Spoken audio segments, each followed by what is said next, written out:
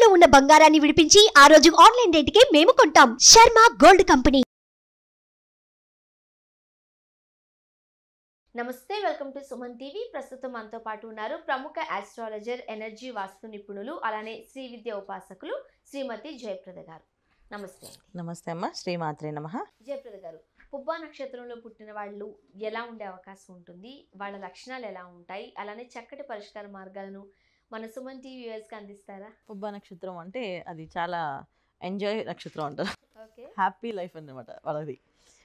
ఈ నక్షత్రానికి అధిపతి శుక్రుడు. సో ఈ నక్షత్రాలు 4 పాదాలు సింహరాశిలో ఉంటాయి. సో సింహరాశికి అధిపతి రవి. సో రవి శుక్రుడు కలయిక ఎలా ఉంటుందో వీళ్ళ లైఫ్లో ఎప్పుడు కూడా అలా ఉంటుంది. సో కంఫర్ట్ లైఫ్ అనమాట. ఏ పనైనా వాళ్ళు కంఫర్ట్గా ఉన్నదే చేస్తారు, అన్కంఫర్ట్గా ఉన్నది ఏది చేయరు. అది ఎంత పెద్ద ఉద్యోగమైనా అంత పెద్ద వ్యాపారమైనా వదిలేస్తారు. సో కష్టపడే తత్వం అనేది ఉంటుంది, కానీ అది ఒక రేంజ్ వరకే వీళ్ళు.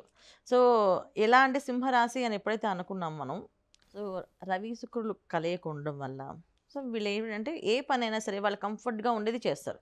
చిన్నప్పటి నుంచి అంతే. వీళ్ళ ఆలోచన విధానం కొనా, వీళ్ళు మాట్లాడే విధానం కొనా ఏదైనా వాళ్ళ కంఫర్ట్స్. సో వీళ్ళకి ఫ్యామిలీ కూడా అలాగే ప్యాంపర్ చేసే వాళ్ళే ఉంటారు. ఫ్యామిలీ కొనా అలాగే వాళ్ళు ముద్దుగా చూసుకునే వాళ్ళే ఉంటారు. అలా పెరుగుతారు ఉంటారు వీళ్ళకి. మెయిన్ ఉన్న వీళ్ళకి ఎక్కువ సమస్య ఏంటంటే పుబ్బా నక్షత్రం వాళ్ళకి జాబ్ చాలా సాధారణంగానే ఉంటుంది. అంత హై జాబ్స్ ఏమి చేస్తారని కాదు, అలాగనే లో జాబ్స్ చేస్తారని కాదు. కంఫర్ట్స్గా వాళ్ళు నచ్చినట్టు వాళ్ళు ఉంటారు. బట్ ఉన్నంతలో హ్యాపీగా ఉంటారు, హ్యాపీగా ఉంచుకుంటారు అంతే, వాళ్ళు చేసేసుకుంటారు అలాగా. సో పక్క వాళ్ళు ఏమనుకున్నా సంబంధం లేదు, నాకు వరకు నేను హ్యాపీ. ఇప్పుడు మనం జనరల్గా పిల్లల విషయంలో తీసుకుందాం అనుకో, పెద్దవాళ్ళ విషయం కానీ చిన్నపిల్లల విషయం తీసుకుందాం. ఇప్పుడు ఇంజనీరింగ్ చదివితే చాలా లైఫ్ ఫ్యూచర్ బాగుందిరా చదువురా అని అనుకో, వాడికి ఇంజనీరింగ్ ఇంట్రెస్ట్ లేదు. వాడు చెప్తే నేను ఇంజనీరింగ్ చదవను, నేను బీఏ బీకామ్ చదువుతాను అంటే బీకామ్కి అంత స్కోప్ లేదన్నా, నాకు సంబంధం లేదు, నా విజన్ నాకు ఉంది, నేను చదువుకుంటా అని చెప్పి వాదిస్తారు అనమాట. సో వాళ్ళు ఎప్పుడు కూడా ఏదైనా హార్డ్ వర్క్ అనేది ఇష్టపడరు, స్మార్ట్ వర్క్ అనేది ఇష్టపడతారు. సింపుల్గా అయ్యే పని అది ఎలా చేయాలి అనేది ఎక్కువ ఆలోచిస్తుంటారు ఈ నక్షత్రం వాళ్ళు. ఈ నక్షత్రం వాళ్ళకి మెయిన్ వచ్చే ప్రాబ్లం ఏంటి అంటే పెళ్లి సమస్య. వివాహం అయితే తొందరగా అవుతుంది, లేకపోతే ఆలస్యంగా అవుతుంది. చాలా ఆలస్యంగా అవుతుంది. చాలామంది ఏంటంటే తొందరగా చేసేసుకుంటే చాలా ఉత్తమం అనమాట. రాశి నక్షత్రం లక్షణం గురించి చెప్పుకుంటున్నాం, కానీ లగ్నం వేరే ఉంటుంది కదా. సో లగ్నానికి బాగుండి వీళ్ళ జాతకం బ్రహ్మాండంగా ఉండి వివాహం అయిపోతుంది కొంతమందికి.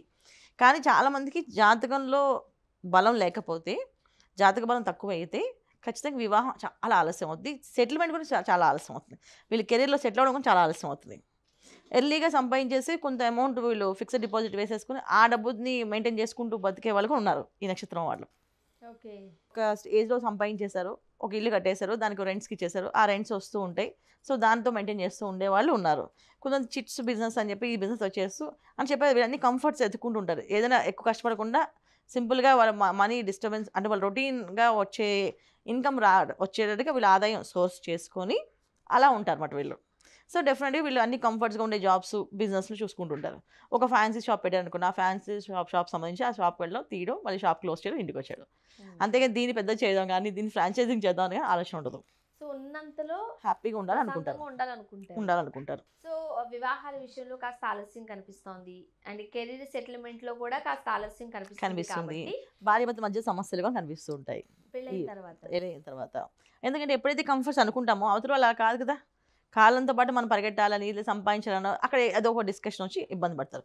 చాలా తక్కువ మంది హ్యాపీగా ఉన్నామని చెప్పడాను అంటే సెటిల్ అయ్యి ఆన్ టైంకి మ్యారేజ్ అయ్యి ఆన్ టైం కెరీర్ సెటిల్ అయ్యి ఆన్ టైంలో మేము ఉన్నాం అనేవాళ్ళు చాలా తక్కువ మంది ఉంటారు. మిగతా అందరూ కూడా కొంచెం స్ట్రగుల్స్ ఫేస్ చేస్తూ వెళ్తూ ఉంటారు ముందుకి. ఓకే, మరి ముఖ్యంగా ఇటువంటి నక్షత్రం గలవారు ఎటువంటి పరిష్కార మార్గాలు పాటించారు? దైవారాధనే. మన దేవుణ్ణి మించిన శక్తి ఏదీ లేదు. భగవంతుని నమ్మడం తప్ప వేరే దారి లేదు మనకి.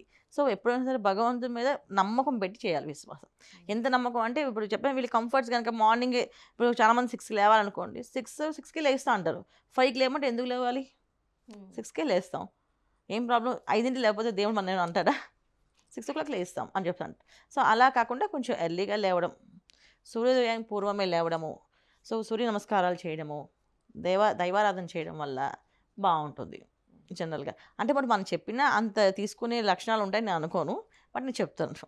మీరు అడిగారు కనుక మీరు చెప్పాలి కనుక మనం ప్రతి షోలో మనం ఒక నక్షత్రానికి లక్కీ నెంబర్స్, లక్కీ కలర్స్ చెప్తున్నాం కానీ యాక్చువల్లీ ఈ నక్షత్రం వాళ్ళు అంతగా ఏం వినడానికి ఇష్టపడరు. ఎందుకంటే ఇప్పుడు దీన్ని మనం అనాలిసిస్ చేసి దీన్ని మనం ఎందుకు కష్టపడాలి అనుకుంటారు. ఎవరో వినేవాళ్ళు ఎంత తక్కువ మంది వింటారు. వినేవాళ్ళు కూడా వినేవాళ్ళు చాలా తక్కువ మంది, ఎందుకంటే వాళ్ళు నిజంగా కొంచెం ప్రాబ్లం ఫేస్ చేస్తున్నా లేకపోతే హ్యాపీగా ఉన్నా జస్ట్ విందాలే అని వింటారు. అది చాలా వరకు వినరు. ఇటువంటి మనస్తత్వం గలవారు ఏ దేవుణ్ణి ఆరాధిస్తే మంచిదంటారు, ఏ దేవతను పూజిస్తే మంచిదంటారు? దైవారాధన వీళ్ళకి లక్ష్మీ అనుగ్రహం ఎక్కువ కావాలి, ఎందుకంటే ఎప్పుడు కంఫర్ట్గా ఉండాలనుకుంటారు. అమౌంట్ వైజ్ వీళ్ళు తక్కువ ఉంటుంది, సంపాదించేది ఎక్కువగా ఉండాలి ఎప్పుడు కూడా. సో అది లాట్ ఆఫ్ మనీగా నిలబడాలి వాళ్ళకి. సో వాళ్ళు ఏదైతే కొంచెం అసెట్ చేస్తారో ఆ అసెట్ని దాంతో మెయింటైన్ చేయడం అలా జరుగుతుంటాయి కదా. సో లక్ష్మీ అనుగ్రహం వీళ్ళకి ఎక్కువగా ఉండాలి. సో ఎప్పుడు వీళ్ళు లక్ష్మీ అమ్మవారి పూజ చేయడం, లక్ష్మీ అమ్మవారికి చక్కగా శుక్రవారం లక్ష్మీ అమ్మవారికి తులసి దళాలతోటి, తర్వాత జాజి పూలు ఉంటాయి, జాజి పూలతో పూజ చేస్తే బాగుంటుంది. చాలా విశేషమైన ఫలితం ఉంటుంది వాళ్ళకి. ఒకవేళ ఎవరికైనా మాకు ఆర్థికంగా లేదండి, మేము ఇంకా స్థిరపడాలనుకుంటున్నాం, చాలా గట్టిగా సంపాదించాలనుకుంటున్నాం అనుకుంటే వాళ్ళు చక్కగా ప్రతి శుక్రవారం అమ్మవారికి జాజి పూలతో అర్చన, అష్టోత్తరం అన్నమాట, లక్ష్మీ అష్టోత్తరాన్ని చక్కగా చేయడం వల్ల చాలా విశేషమైన ఫలితం ఉంటుంది. కాస్త భక్తి తక్కువే, బట్ చేస్తే మంచిది అని చాలా మంచిది. భక్తి తక్కువ అని కాదు, అంటే ఏదైనా వాళ్ళు కంఫర్ట్గా ఉంటేనే చేస్తారు.